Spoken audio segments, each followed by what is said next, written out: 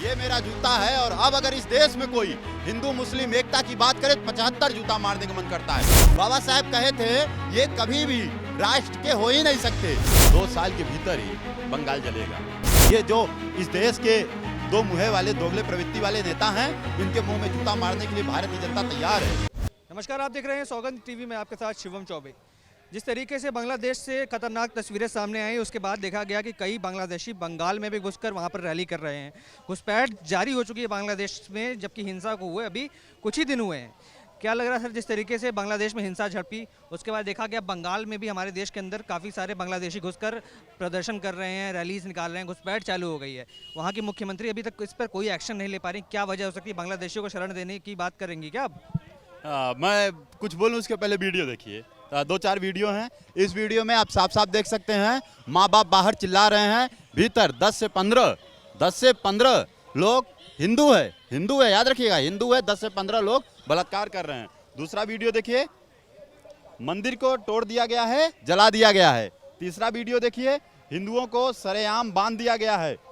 सरेआम देखिए, लड़की का बलात्कार हो रहा है, 20-25 लोग मिलकर वीडियो बना रहे हैं। अब आइए बात करते हैं, ये वीडियो दिखाना जरूरी है, तथ्य और प्रमाण के साथ बात करेंगे। आप जानते हैं क्या मन होता है? ये मेरा जूता है, देखिए ये मेरा जूता है। और अब अगर इस देश में कोई हिंदू मुस्लिम एकता की बात करे तो 75 जूता मारने का मन करता है और मार के यहीं गिरा देने का मन करता है। कारण इसलिए क्योंकि अगर यही हिंदू मुस्लिम इनकी कौमी एकता की बात होती, आज बांग्लादेश में क्या हालात हैं हमारे हिंदुओं के, हमारी बहन बेटियों के सरेआम देश में इज्जत लूटी जा रही है। और इसी देश में कुछ दोगले प्रवृत्ति के लोग, अब उन दोगले प्रवृत्ति के लोगों को भी 75 जूता मारने का मन करता है, जो कहते हैं कि इस देश में हिंदू मुस्लिम और कौमी एकता रहनी चाहिए। कहां गई कौमी एकता?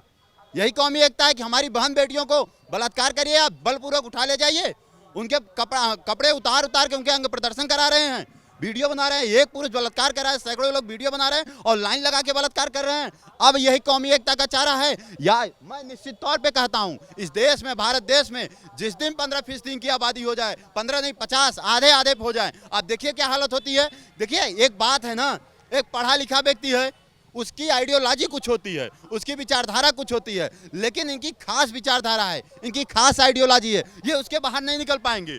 ये कभी भी बाबा साहेब को बार बार याद करते हैं हम, इसीलिए बाबा साहेब कहे थे ये कभी भी राष्ट्र के हो ही नहीं सकते।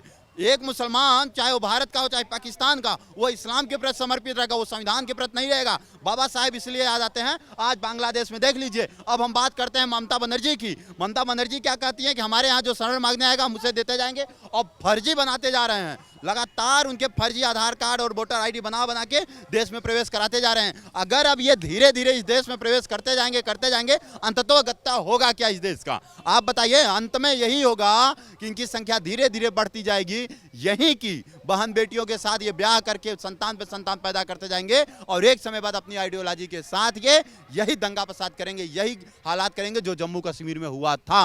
और बंगाल में तो शुरू हो गया है, बांग्लादेश इधर शुरू हुआ, उधर के सारे दंगा इधर आ रहे हैं और ये बुला रही हैं। बड़ी बात देखिए इनकी, इनको जो भ्रम है, इनको ये भ्रम है कि जितनी आबादी आ जाएगी हम लगातार इस कुर्सी पर बैठी रहेंगी, इनका ये भ्रम टूट जाएगा। शेख हसीना एक मुस्लिम थी, ये तो हिंदू हैं। शेख हसीना को भागना पड़ा, अंत में भारत में शरण लेना पड़ा। आपको क्या लगता है ममता बनर्जी जिस भ्रम और भ्रांति में है कि अगर ये टोपी वालों की संख्या बढ़ाती जाएंगी। देखिए मुसलमानों से किसी को नफरत नहीं थी, लेकिन इनकी विचारधारा से नफरत है, इनके सिद्धांतों से नफरत है, इनके उसूलों से नफरत है, इनके बेबुनियादी तर्कों से नफरत है। बताइए ये बलात्कारी हैं, खुद को इस्लाम के मान्यताकार बताते हैं और बलात्कार करते हैं। यही इनका धर्म सिखाता है इन्हें। ये केवल एक धार्मिक हिंसा है, ये राष्ट्रीय उपद्रव नहीं है, ये बांग्लादेश का विद्रोह नहीं है। ये बांग्लादेश से भाई, अगर बांग्लादेश में तुम्हें समस्या है तो हिंदुओं की बहन बेटियों की इज्जत क्यों लूटी जा रही है? हिंदुओं के मंदिर क्यों तोड़े जा रहे हैं?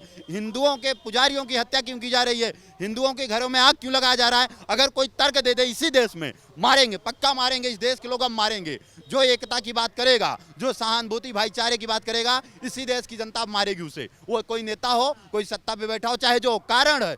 अगर कह रहे हैं कि बांग्लादेश का उपद्रव जो है यह एक धार्मिक उपद्रव ना होकर बल्कि राष्ट्र का उपद्रव है, फिर मुझे जवाब दें कि हिंदुओं की बहन बेटियों का बलात्कार क्यों हो रहा है, वहां के ईसाइयों की बहन बेटियों का बलात्कार क्यों हो रहा है, वहां के सिखों के बहन बेटियों का बलात्कार क्यों हो रहा है? इसका जवाब क्यों नहीं देते? वो एक धार्मिक उपद्रव है, वह केवल एक षड्यंत्र के रास्ते पे लोग चल रहे हैं। और अंततः गत्ता आप देखिएगा, इसका परिणाम यही होगा कि देख लीजिएगा वहां पर जब ये उपद्रव शांत होगा, एक भी अल्पसंख्यक नहीं बचेंगे। जिस तरीके से यहाँ की मुख्यमंत्री हैं जो रोहिंग्या का आधार कार्ड बनवाती हैं, उन्हें वोट बैंक की पॉलिटिक्स के लिए संरक्षण देती हैं, अब इस मुद्दे पर भी कहीं ना कहीं वो खामोश नजर आ रही हैं, कोई एक्शन नहीं लिया जा रहा। बंगाल की सड़क पर बांग्लादेशी अपने रैली निकाल रहे हैं, प्रदर्शन कर रहे हैं, और वहाँ की मुख्यमंत्री एकदम मौन है, कोई मतलब एक्शन ही नहीं ले रही है, और हिंदुओं के खिलाफ वहाँ पे हिंसा होती जा रही रोज पर रोज। देखिए हम कह क्या रहे हैं, मुश्किल से 2 साल आप देख लीजिएगा, 2 साल के भीतर ही बंगाल जलेगा, कश्मीर से बदतर जलेगा, बांग्लादेश से बुरे स्थिति में जलेगा। और जलाने के पीछे सबसे बड़ा अगर जिम्मेदार कोई रहेगा तो ममता बनर्जी है। अभी भी वक्त है, अभी भी वक्त है आदरणीय नरेंद्र मोदी जी को, गृह मंत्री अमित शाह जी को बहुत कड़ा निर्णय लेकर बंगाल में आपातकाल लगा देना चाहिए और ममता बनर्जी का तख्ता पलट कर देना चाहिए। क्योंकि अगर ये स्त्री वहां पर बनी रही तो पश्चिम बंगाल को बांग्लादेश से भी बदतर कर देगी। वहां आज आप चले जाइए, आप में कुवत है, कोई भी चला जाए वहां पर किसी भी चौराहे खड़े होकर 2 बार बोल दे जय श्री राम जय श्री राम, देखिए तीसरे बार बोलने से पहले आपकी गर्दन कट जाएगी। ये आपके देश में हालात हैं, बांग्लादेश तो दूर की बात है। ये हो क्या रहा है आपके देश में, ये हमारे देश में हो क्या रहा है। अब जरूरत है देश के सभी लोग एक हो जाए, संगठित हो जाए, एक मुट्ठी में बंद हो जाए और एक साथ संयुक्त रूप से एक होकर जयकारा लगाएं कि हमें जनसंख्या नियंत्रण बिल चाहिए, एनआरसी चाहिए, सीए चाहिए, समान नागरिक कानून संहिता चाहिए। अब देश के सारे लोगों को एक होकर आदरणीय नरेंद्र मोदी का समर्थन करना चाहिए और बड़े स्तर से देश में एक रैली निकलनी चाहिए इन उपद्रोहियों के खिलाफ, इन दंगाइयों के खिलाफ। और उस पश्चिम बंगाल में बैठी उस अड़ियल मुख्यमंत्री जो अपने चंद वोटों के लालच में पश्चिम बंगाल को जम्मू कश्मीर की तरह ढकेलने की कोशिश कर रही है, उससे भी इजाज़त दिलाने का यही एक रास्ता है। वहां पर सेना का प्रयोग करना चाहिए, बलपूर्वक करना चाहिए, तभी हम पश्चिम बंगाल बचा सकते हैं, नहीं तो जलेगा और वहां कुछ नहीं होगा, बस हिंदुओं की बहन बेटी मारी जाएंगी। आज आप ही पश्चिम बंगाल में अल्पसंख्यक होते जा रहे हैं। आज आपकी क्या स्थिति होती जा रही है, ये देश की जनता को समझने की आवश्यकता है। देखिए अब भाईचारे की बात गई, बहुत हुआ भाईचारा, अब आप केवल देख लीजिए, पाकिस्तान की अपनी हालत देखिए, बांग्लादेश में अपनी हालत देखिए, अफगानिस्तान में देखिए आपके साथ क्या हो रहा है। आगे भी यही हो चाहते हैं, इस भारत में भी हो। जिस दिन इनकी आबादी आपके बराबर हो जाएगी आप कर क्या पाएंगे, आप बताइए आप कर क्या पाएंगे। क्योंकि ये आपके कानून के अनुसार चलते नहीं, ये आपके विचारों के अनुसार चलते नहीं, ये भारतीय मूल्यों के हिसाब से चलते नहीं। इनका तो एक आइडियोलॉजी है, ये उसी के अनुसार चलेंगे। उसके अनुसार तो इनकी यही बात हुई ना कि जो ये बांग्लादेश में किए, जो ये पाकिस्तान में करे, वो ये भारत में करेंगे, आबादी बराबर हो जाए। और बहुत आदर्शवादी भारत में घूमते हैं, आदर्शवाद का चश्मा लगा के। अरे चश्मा उतारो अब आदर्शवाद का, बांग्लादेश नहीं दिख रहा है भाई। बांग्लादेश में अगर ये एक राष्ट्र का उपद्रव होता, राष्ट्र में बेरोजगारी महंगाई की लड़ाई होती, तो हिंदुओं की बहन बेटी क्यों लूटी जा रही है इज्जत, 100 पुरुष मिलकर एक साथ बलात्कार क्यों कर रहे हैं, पकड़ के बीच से पैर क्यों फाड़ दे रहे हैं, ये जानवर जैसे हाल कर रहे हैं, जानवरों जैसे हाल। महंगाई के लिए कि हिंदुओं की बहन बेटी, महंगाई के लिए हिंदुओं के मंदिर, महंगाई के लिए हिंदुओं के पुजारी जलाए जाएंगे, महंगाई के लिए हिंदुओं को उल्टा टांग दिया जा रहा है और मारा जा रहा है पत्थरों से। भाई अगर महंगाई है तो हिंदुओं को मारोगे, आपके यहाँ महंगाई, आपके यहाँ बेरोजगारी, आपके यहाँ जो भी अर्थव्यवस्था डमाडोल हुई है, तो हिंदुओं के ऊपर अत्याचार होगा। हमें इसके खिलाफ लड़ना होगा, संयुक्त रूप से लड़ना होगा। अब आवश्यकता है, अगर ऐसे लोगों की संख्या इस देश में बढ़ी, आपसे थोड़े भी ये बराबर आए, तो फिर आप घुसे रहिए बिल में, और इनका जब मन होगा तब आएंगे, आपको गोली मारेंगे, आपकी बहन बेटी को उठा ले जाएंगे। इसी देश भारत में हुआ है, जम्मू कश्मीर में हुआ है, बंगाल में हो रहा है, और आने वाले समय में दिल्ली में भी होगा। चले जाइए रोहड़िया इलाके में, चले जाइए दिल्ली के, आपको दिखा देंगे औकात, बोल के दिखाइए। यहाँ इधर चले जाइए, इनके जहाँ जनसंख्या ज़्यादा है, चले जाइए, कुछ करके दिखा दीजिए। भारत सरकार क्या एक्शन लेगी, लग रहा है कोई कार्रवाई करेगी बड़ी इस बार में? भाई देखिए, अपील और उम्मीद यही है, और पूरे देश की जनता को एक साथ एक स्वर में बोलना चाहिए, आप जो करेंगे आपके साथ हैं, आप सत्ता से मत डरिए।